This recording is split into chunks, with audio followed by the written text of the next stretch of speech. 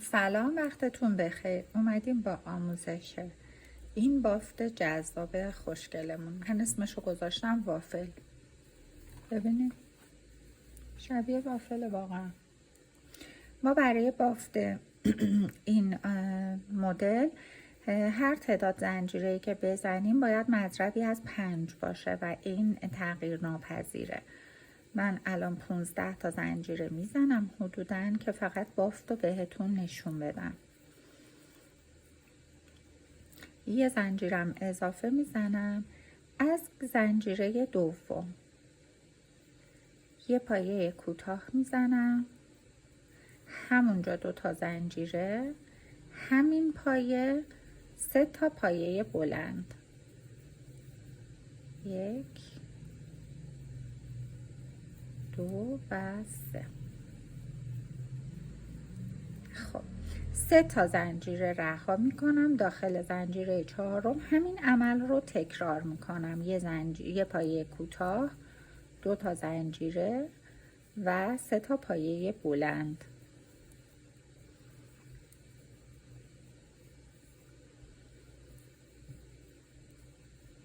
دوباره 3 تا زنجیره رها. داخل زنجیره 4 یه پایه کوتاه، 2 تا زنجیره، همونجا 3 تا پایه بلند.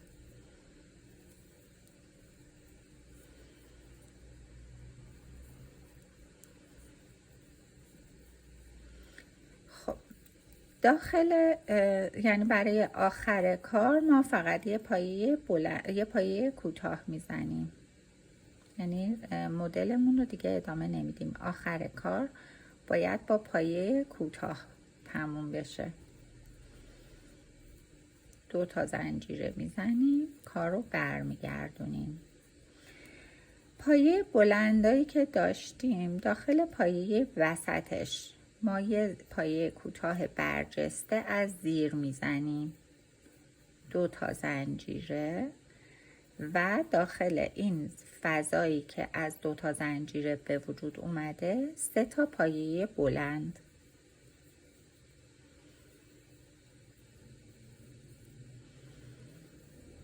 بعد از پایه بلندا زنجیره نمیزنیم. یه راست میریم سر سر پایه وسط و یه پایه کوتاه برجسته از زیر میزنیم.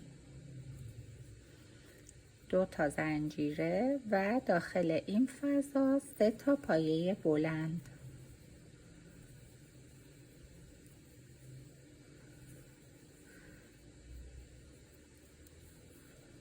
بعد از پایه بلندا بدون اینکه زنجیره بزنیم میریم پایه کوتاه برجستمون رو میزنیم.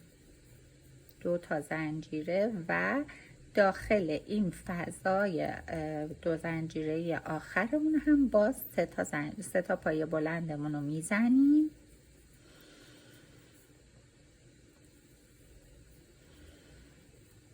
و توی این یه زنجیرم یه پایه بلند میزنیم که کناره های بافتمون بیاد بالا.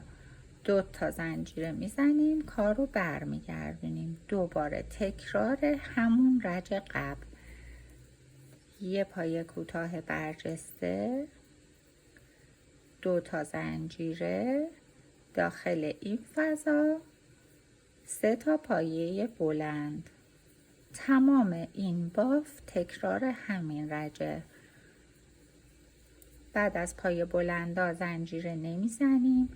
بعد از پایه کوتاه برجسته 2 تا زنجیره میزنیم. داخل این فضایی که به وجود اومده از زنجیره های قبلی 3 تا پایه بلند میزنیم.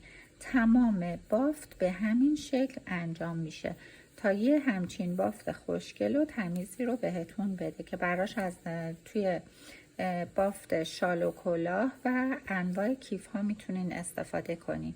امیدوارم که دوستش داشته باشین.